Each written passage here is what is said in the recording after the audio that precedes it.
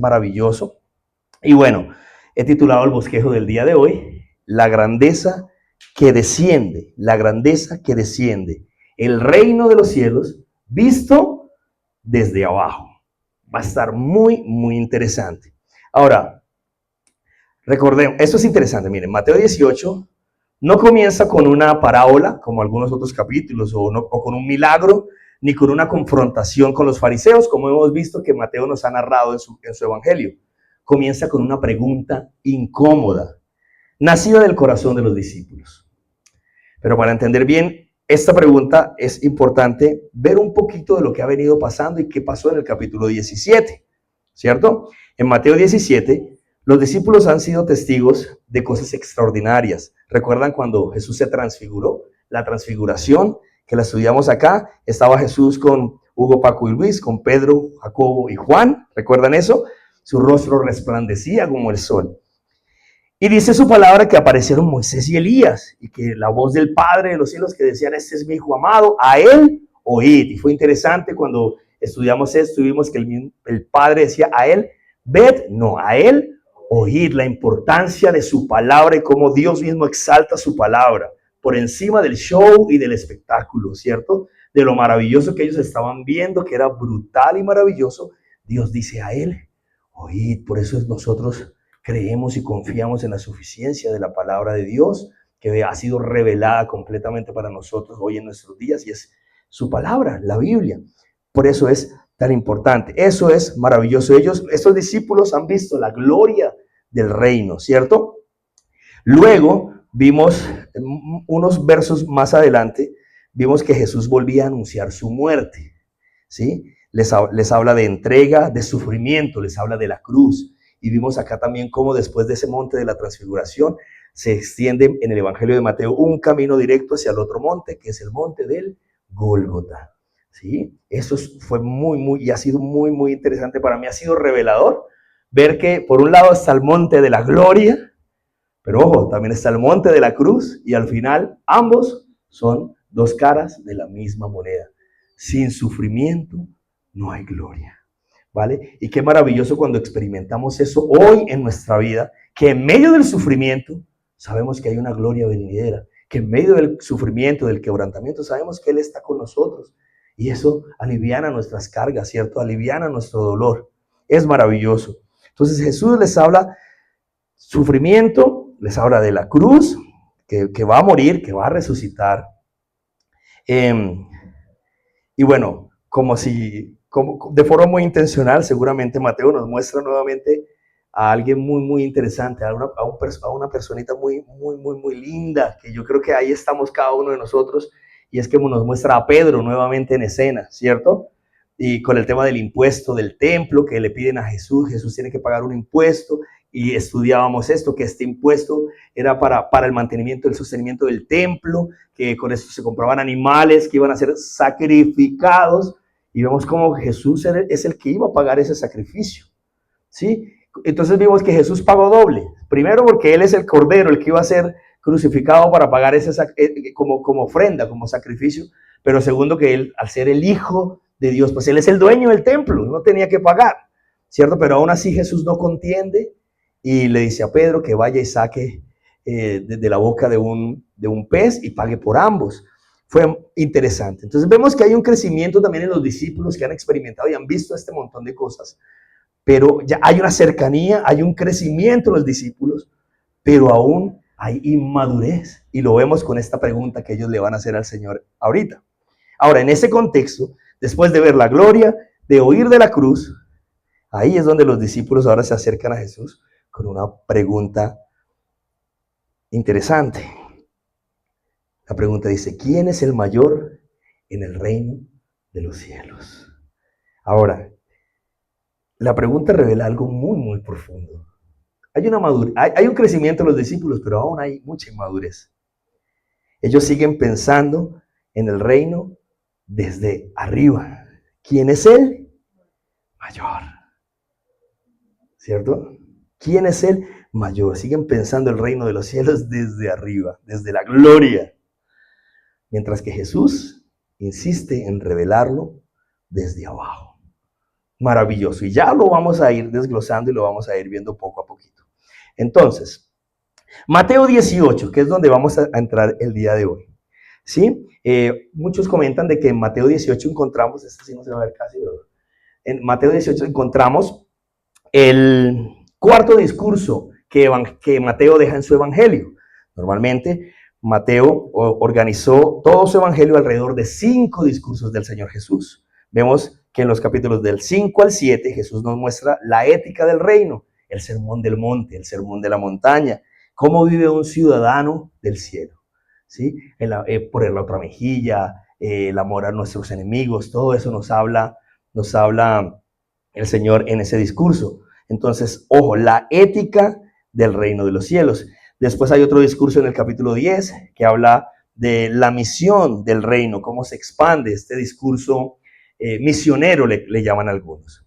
En el capítulo 13, los misterios del reino son revelados a través de las parábolas, el discurso por parábolas. Aquí estudiamos las parábolas que dijo el Señor. Y este capítulo 18 encontramos el discurso comunitario, le llaman algunos, y es cómo nos relacionamos dentro del reino. Esto es interesante. Muchos le llaman, es que a este discurso le llaman la familia de Dios. Nuestro comportamiento dentro de la familia de Dios. Cómo debemos ser dentro de la familia de Dios. Y finalmente, más adelante, en los capítulos 24 y 25, vamos a ver este otro discurso que algunos le llaman de la consumación del reino, que es un discurso escatológico, los últimos tiempos y todo eso. Ahora, Mateo 18, entonces, no es algo simplemente teórico, sino que es profundamente práctico. Y aquí Jesús nos va a redefinir temas de liderazgo, de autoridad, de cuidado pastoral, de responsabilidad espiritual. Y miren, esto es interesante, este comentarista John MacArthur dice que este discurso es el manual del comportamiento cristiano, no como la del Sermón del Monte, que era en general, sino ahora dentro de la comunidad del reino, la familia de la fe, la familia de Dios. Y todo comienza con una pregunta seguramente muy honesta por parte de los discípulos, pero equivocada. La pregunta es, ¿quién es el mayor? Y yo creo que eso es una pregunta muy fácil de contestar, ¿cierto? ¿Quién es el mayor en el reino de los cielos? ¿Quién es el mayor? Pensemos un momentico, ¿quién es el mayor en el reino de Dios, en el reino de los cielos? Pues el mayor lo tienen ahí enfrente, el mayor es Cristo, es Jesús. Por encima de él no hay nada. Y fue él el que se humilló hasta lo más profundo, que fue exaltado hasta lo sumo, ¿cierto? Entonces, la pregunta puede ser muy honesta, ellos están en crecimiento, pero es una pregunta equivocada. Ellos que estarían esperando, ¿no? Que dijeran que los discípulos, o sea, aquí voy yo, después van los discípulos, después va no sé quién, después va no sé quién. Y esto me habla de que Jesús no cree en ese tipo de jerarquías que a veces nosotros en nuestra mente lo tenemos dibujado y lo hemos aplicado también en la iglesia. Yo sé y entiendo que en muchas ocasiones en aras de organizarnos, que eso es maravilloso, a medida que una comunidad crece necesita ser organizada, estructura, procesos, maravilloso, pero nunca debemos olvidarnos de la esencia y sobre todo de nuestra misión, que es predicar su palabra. Sí, podemos hacer todo lo demás, pero la esencia debe estar ahí plena, clara, que es predicar su palabra, ¿vale? Entonces estos temas de jerarquías, ¿no? Pensar en la iglesia y en la familia de Dios como una pirámide, como un multinivel, no. Y Jesús nos va a mostrar ahorita cómo es el reino del cielo desde la perspectiva de él, ¿vale? ¿Les parece si leemos el pasaje? Son solo 14 versículos, los leemos y nos adentramos en el texto. Esto a manera de introducción, de warm-up, de calentamiento. Creo que ya estamos en contexto, ¿cierto? Capítulo 18 del Evangelio de Mateo. Si tienen una Biblia ahí, algunas tienen el título, ¿quién es el mayor? ¿Vale? Voy a leerlo. Dice así: en aquel tiempo los discípulos vinieron a Jesús diciendo, ¿quién es el mayor en el reino de los cielos? Y llamando Jesús a un niño, lo puso en medio de ellos y dijo, de cierto os digo, que si no os volvéis y os hacéis como niños, no entraréis en el reino de los cielos. Así que cualquiera que se humille como este niño, ese es el mayor en el reino de los cielos. Y cualquiera que recibe en mi nombre a un niño como este, a mí me recibe. Y cualquiera que haga tropezar a alguno de estos pequeños que creen en mí, mejor le fuera que se le colgase al cuello una piedra de molino de asno y que se le hundiese en lo profundo del mar. Ay del mundo por los tropiezos, porque es necesario que vengan tropiezos, pero ay de aquel hombre por quien viene el tropiezo. Por tanto, si tu mano o tu pie te es ocasión de caer, córtalo y échalo de ti. Mejor te es entrar en la vida cojo o manco que teniendo dos manos o dos pies ser echado en el fuego eterno. Y si tu ojo te es ocasión de caer, sácalo y échalo de ti. Mejor te es entrar con un solo ojo en la vida que teniendo dos ojos ser echado en el infierno de fuego. Y finalmente el verso 10 nos habla de esta parábola maravillosa de la oveja perdida. Dice, verso 10, mirad que no os menospreciéis a uno de estos pequeños, porque os digo que sus ángeles en los cielos ven siempre el rostro de mi Padre que está en los cielos. Porque el Hijo del Hombre ha venido para salvar lo que se había perdido. ¿Qué os parece si un hombre tiene 100 ovejas y se descarría una de ellas? ¿No deja las 99 y va por los montes a buscar la que se había descarriado? Y si acontece que la encuentra, de cierto os digo que se regocija más por aquella que por las 99 que no se descarriaron. Así no es la voluntad de vuestro Padre que está en los cielos que se pierda uno de estos pequeños. Oremos. Mi buen Dios, gracias por tu maravillosa palabra. Gracias por la oportunidad de abrir las Escrituras el día de hoy, Señor. Permítenos ver en ella las maravillas de tu ley y contemplando tu gloria, Señor, como en un espejo. Sigamos siendo transformados conforme a tu imagen, como por tu Espíritu. Oramos en el nombre de Jesús y todos decimos amén. ¿Quién es el mayor? Es la pregunta de los discípulos. Esta palabra mayor, miren, tiene que ver con no el más fiel o no el más piadoso, sino el mayor en rango, el superior, el más importante, ¿sí? Ellos no están preguntando quién sirve más, sino quién manda más, ¿vale? Están preguntando por estatus, no por carácter. Pregunta equivocada, ¿sí? Y ojo cómo esto se extrapola a la iglesia, cuando hablaba ahorita este tema de los estratos, ¿no? Y seguramente lo hemos visto mucho, ¿no? ¿Qué es más importante? ¿Quién es más importante dentro de la iglesia? Porque esto es para la familia de la fe, para la familia de Dios, este discurso. Es para nosotros. ¿Quién es más importante? Pues el Señor es el importante y el resto estamos todos los demás. Así de sencillo. Y qué tremendo a veces es esto. Es esto porque se nos ha adoctrinado de una forma equivocada en cuanto a esto, ¿sí? Y miren, es muy común que hoy en día las personas no buscan una iglesia para estudiar su palabra, para aprender de su palabra, para ser y hacer discípulos. Buscan una iglesia es precisamente buscando a alguien, a una persona con superpoderes que les alivie sus dolores o que les provea plata. Tristemente, ¿cierto? Pero este discurso es interesante e increíble porque Jesús ni siquiera él se pone como primero y mayor, sino que busca ahora, en el verso 2, dice que llamando ¿a qué? ¿A un qué? A un niño. Wow, un niño, así como el que vemos ahí. Wow, miren, aquí hay algo muy interesante. Jesús es objetivamente el mayor en el reino. El Hijo eterno de Dios está frente a ellos, frente a los discípulos. Pero Él no responde señalándose a sí mismo. Ese es nuestro Señor maravilloso. Jesús no gana discusiones, sino que transforma corazones. Y entonces Jesús llama a un niño, ¿cierto? Llamando a Jesús a un niño, lo puso en medio de ellos. Para nosotros, hoy en día, el niño un niño es un símbolo de ternura, ¿cierto? Y es así. Si vemos la fotico, ahí se ve el nene súper tierno. Pero para las personas del siglo I, el niño no solo era símbolo de ternura, puede ser, sino de fragilidad, de dependencia y ausencia total de estatus. No contaban, ¿sí? ¿Recuerdan cuando la Biblia hace algún conteo y dice sin nombrar, sin mencionar o sin contar mujeres y niños? No contaban.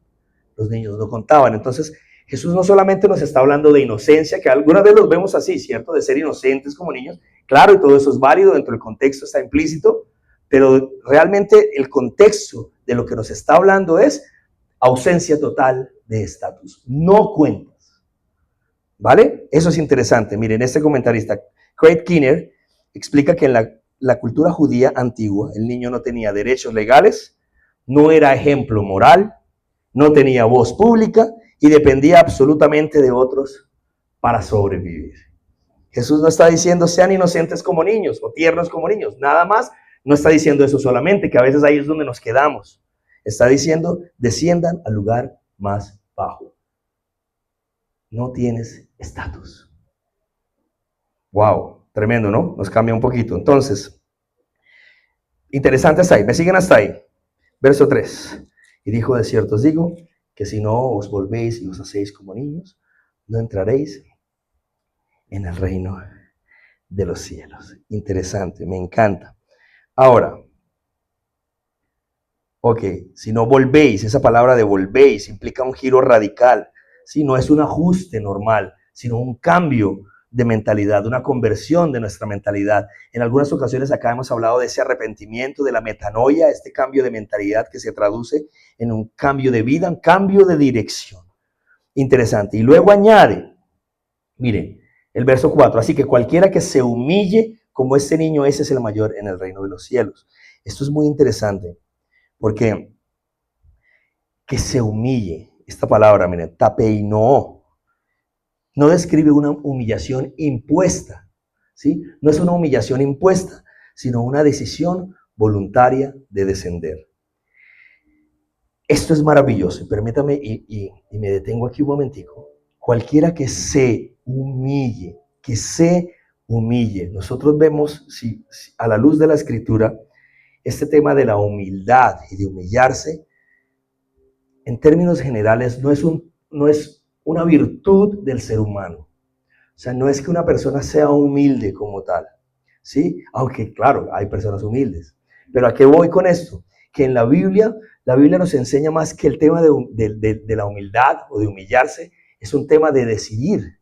Se humilló, ¿sí? Es una decisión del ser humano que decide humillarse. O sea, no es que nosotros, por naturaleza, queramos ser humildes, ¿sí?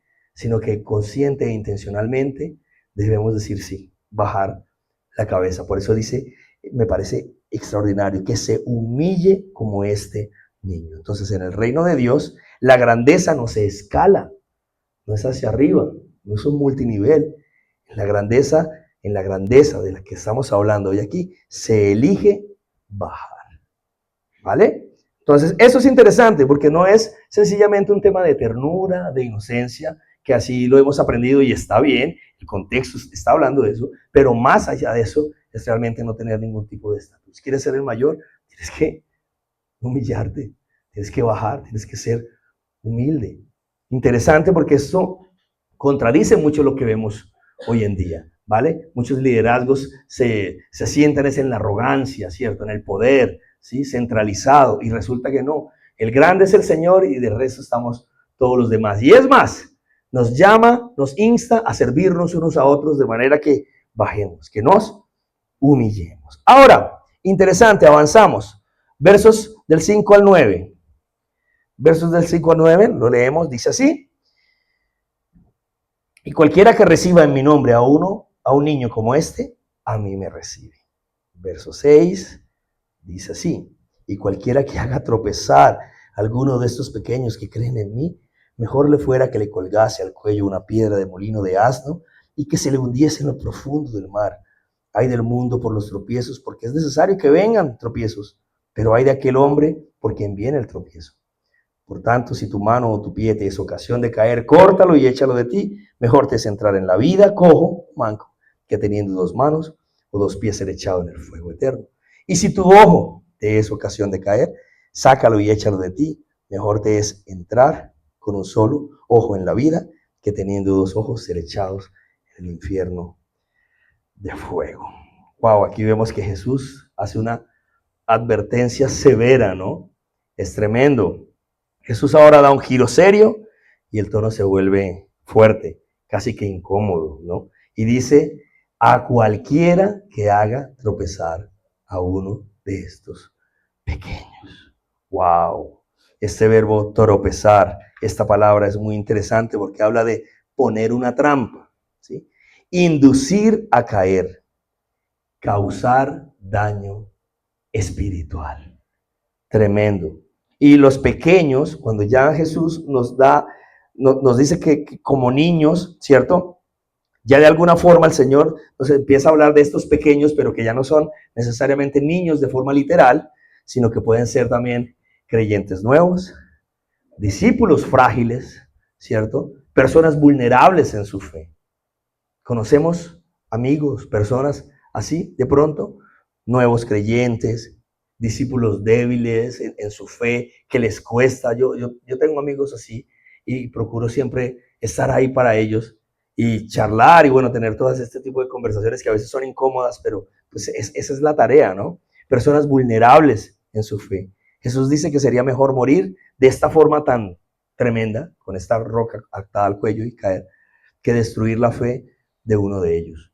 Es tremendo, porque también dentro del pasaje si lo vemos, y como está hablando de fragilidad espiritual, y nos está hablando es a nosotros, a la familia de la fe, está hablando también de discipulado, y de cómo cuidamos a esas ovejitas que son más frágiles, a esos discípulos que son más débiles.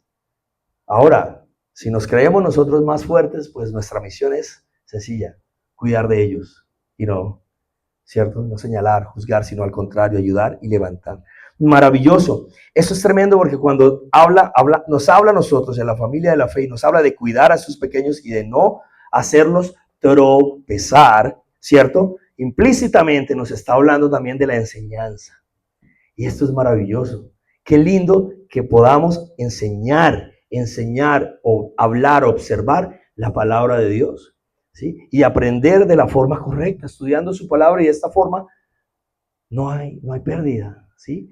Vamos con la palabra profética más segura, estudiando su palabra y enseñando su palabra de la forma correcta. Eso es maravilloso, ¿sí? Muchas personas tropiezan porque se les es enseñada la palabra de una forma incorrecta, y cuando se tropiezan y se encuentran en la vida con las cosas que no son así, ¿cierto? Porque te prometieron y te dijeron un montón de cosas, las personas tropiezan, ¿vale? Y a muchos les cuesta volver, a muchos les cuesta volver a casa, precisamente por eso. Entonces, es increíble. Miren, el reino de los cielos, esta familia de la fe, en la familia de la fe, este reino no tolera abuso espiritual, liderazgos arrogantes, libertades que hieren al débil.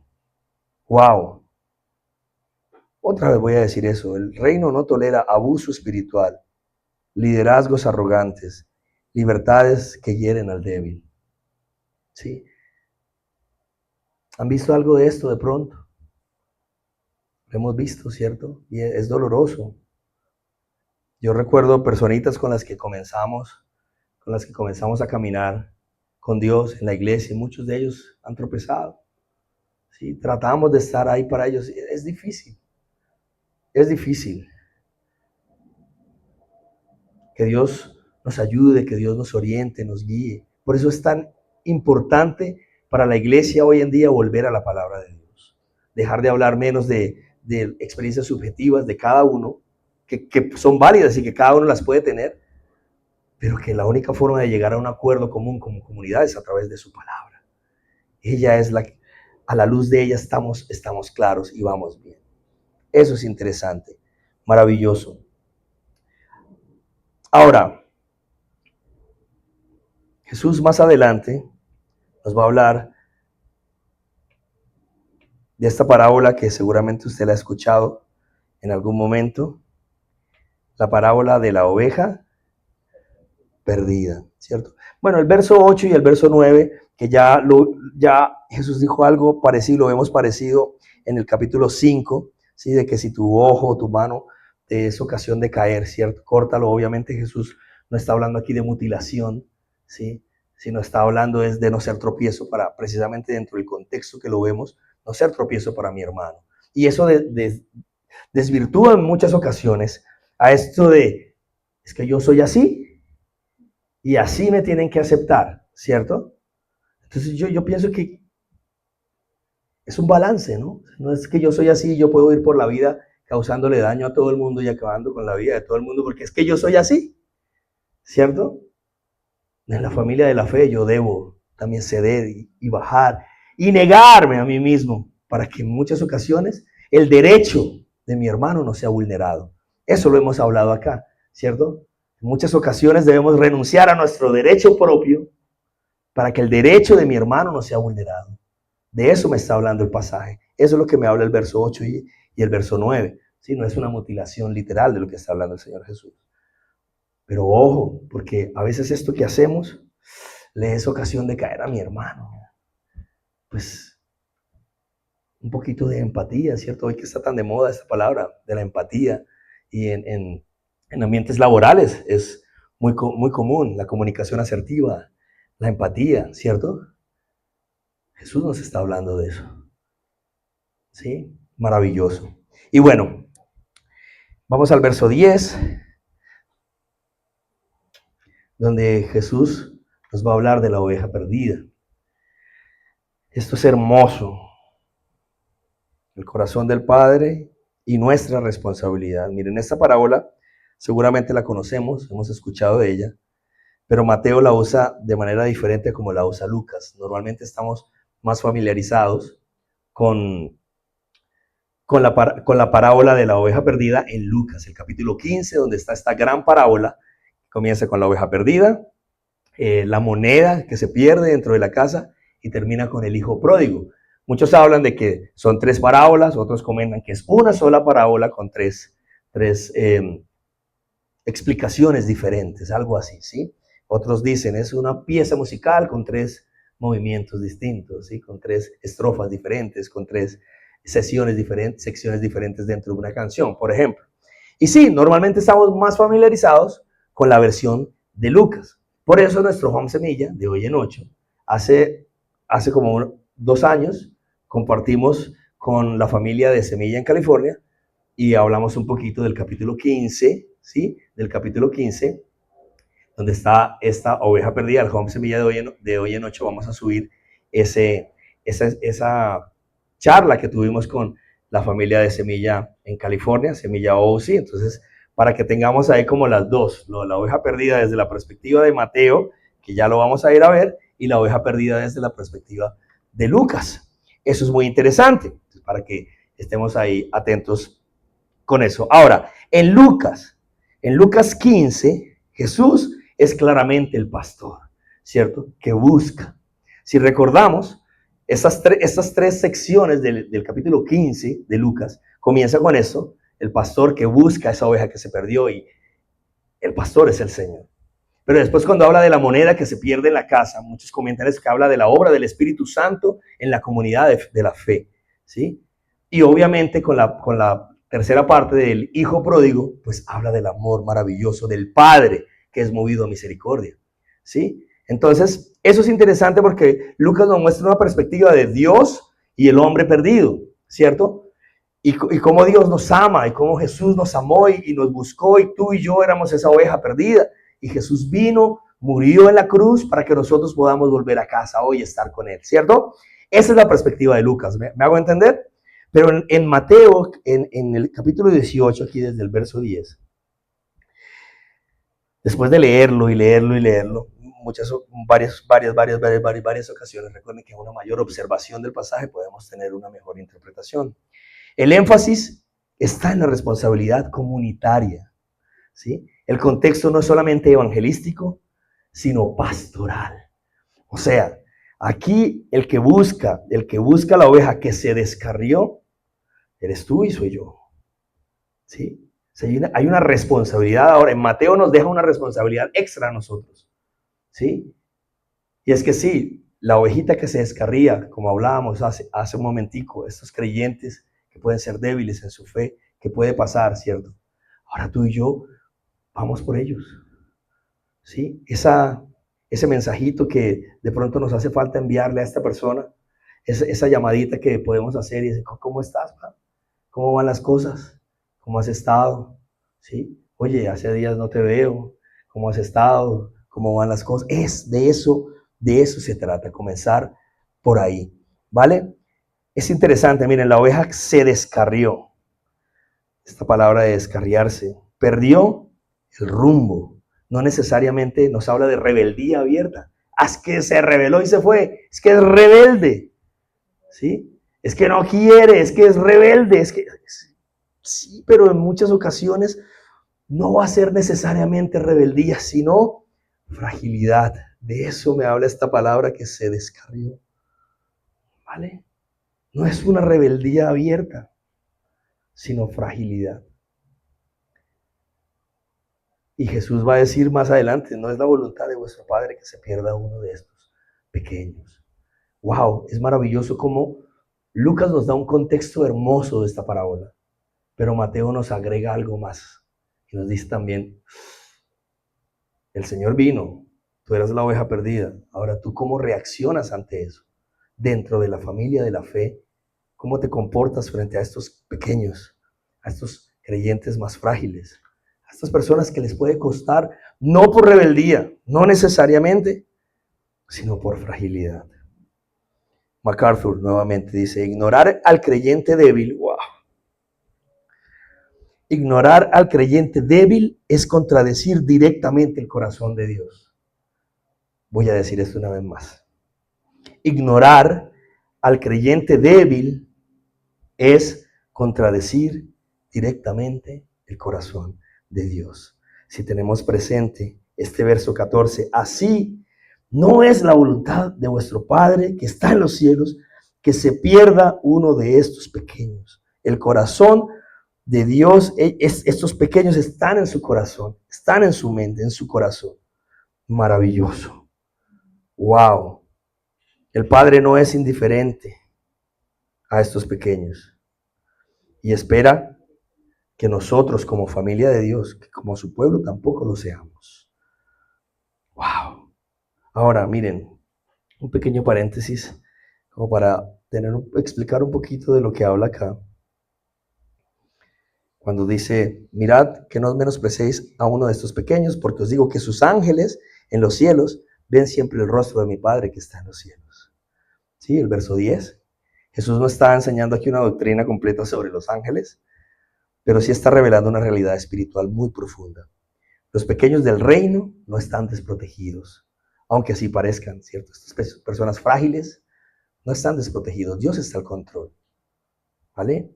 La expresión sus ángeles no debe entenderse de forma simplista como una definición técnica de ángeles guardianes individuales, ¿no? Como a veces lo creemos, ¿no? Como a veces Hollywood o la televisión nos los muestra, ¿no? El angelito malo y el angelito bueno, desde Tom y Jerry en adelante, eso lo hemos visto, ¿cierto? Pero sí refleja una creencia judía de la época, que era que los ángeles como ministros de Dios y como representantes delante de su presencia. Entonces, miren, en el pensamiento judío del primer siglo, los ángeles podían ser entendidos como seres que ministran, sirven a favor del pueblo de Dios, ejecutan la voluntad divina y en algunos textos representan a personas o comunidades ante el trono. Entonces, esta frase que ven siempre el rostro de mi Padre es muy importante. Habla de acceso continuo, de cercanía y de atención constante. Es como si, parafraseando la frase para que tengamos un mejor entendimiento, y de hecho en algunas versiones suena casi que así, como para que lo estudiemos y lo meditemos. Aquellos a quienes ustedes pasan por alto en la tierra son atendidos constantemente en el cielo. Los ojos de los cielos están puestos en ellos también. Interesante. Aquí el punto no es la curiosidad angelológica, ¿cierto? No es un estudio de ángeles lo que vemos ahí, sino la seriedad del argumento. Jesús está diciendo, esto es serio. Aquellos a quienes ustedes pasan por alto en la tierra, estas personas, los ojos de los cielos están puestos sobre ellos. Es maravilloso. Si el cielo toma tan en serio a los pequeños, ¿con qué derecho el pueblo del reino los menosprecia? Interesante. Wow. Esto prepara el terreno para esta parábola de la oveja perdida y le da mucho más relevancia a lo que Jesús habla de estos pequeños, de este que se descarría. La razón por la que el pastor va tras una oveja no es su fuerza. ¡Wow! Escúcheme esto, por favor. La razón por la que el pastor va tras una oveja no es su fuerza, ni la fuerza de la oveja, sino el valor que tiene. Ahora, este valor, como vimos en el verso 14, que no es la voluntad de vuestro Padre que está en los cielos, que se pierda uno de estos pequeños. Ese valor está definido por el corazón del Padre. El valor de esta oveja que se descarría está definido por el corazón del Padre, porque el Padre no quiere que se descarríe, no quiere que se pierda. Ahora, ¿cómo reaccionamos tú y yo frente a eso? Es maravilloso, es increíble lo que Dios está hablando aquí. ¿Sí? Estos pequeñitos son importantes para Dios. A veces puede pasar, no, es que son rebeldes, es que ahí está, es que ahí está. ¿Cierto? Es que ahí está clarísimo. ¿Por qué no lo decía? Ahí está claro, la Biblia dice eso. En muchas ocasiones no es rebeldía, sino fragilidad. Y de eso habla esta palabra de que se descarría, pierde el rumbo. Fragilidad. ¿Cómo reaccionamos tú y yo frente a esa fragilidad? Ahora, ya para ir concluyendo. Hoy solo lo dije una vez porque sí, realmente ya estoy concluyendo. La grandeza que se parece a Cristo. Miren, hermanos, iglesia, Mateo 18 nos obliga a hacernos una pregunta honesta. ¿Dónde estamos midiendo la grandeza? Porque Jesús, que es aquel el verdaderamente grande, se hizo pequeño. Aquel que era rey, se humilló. El que era libre, se entregó. Y luego descendió hasta la cruz. Y en ese descenso nos mostró cómo se vive realmente en el reino. La grandeza del reino no se ve desde los tronos, se entiende desde la cruz. Y se practica también cuidando a los más frágiles, a los más pequeños. La pregunta para nosotros hoy, el desafío para nosotros hoy. Wow. Esta semanita, hagamos ese ejercicio nosotros, todos esta semana. Hacer una llamadita extra, una llamadita más. Hay personas que a veces uno se rinde, ¿no? Uno dice, no, ya, no le escribo más, no la llamo más, no la invito más. ¿Cierto? ¿Qué nos pasa? Una llamadita más puede hacer la diferencia. Una palabrita más puede hacer la diferencia. Un cafecito más seguramente hará la diferencia. ¿Sí? A veces es difícil, ¿no? Es difícil a veces para nosotros, ¿cierto? De que escribimos, de que llamamos, de que nos tomamos un café y deseamos que las personas se acerquen a Dios, pero a veces están tan lastimadas, tan heridas, ¿sí? No es sencillamente rebeldía. Hablarle a una persona de que tenemos un Padre amoroso y la imagen que tienen de un padre está completamente desdibujada. Eso es complejo, eso es difícil. Son frágiles, ¿sí? Pero me gustaría eso, cerrar hoy. Quisiéramos ese ejercicio de una llamadita más, un mensajito más, un cafecito más. Seguramente eso va a marcar la diferencia. Y así como nuestro Señor no se rindió, ni contigo ni conmigo, yo creo que vale la pena no rendirnos a veces con las personas. Cuesta, es difícil, a veces es difícil y a veces, en ocasiones es difícil, pero en otras ocasiones es más difícil. Sí. Pero esto, miren, qué brutal, y me encanta el estudio sistemático de la palabra de Dios, pero cuando yo vengo aquí a exponerlo, ¿sí? Ya Dios hizo unas cosas en mi corazón brutales. Pues yo soy el primero, ¿sí? Yo soy el primero que debe hacer una llamadita más, el que debe enviar un mensajito más y el que debe gastarse un cafecito más, ¿sí? No nos rindamos con las personas, vayamos más allá, ¿sí? Porque para Dios, para el cielo, para Dios, son importantes y en su corazón, wow, en su corazón, lo que Él desea el Padre es que ninguno de esos pequeñitos se pierda. Los pequeñitos son importantes. Oremos.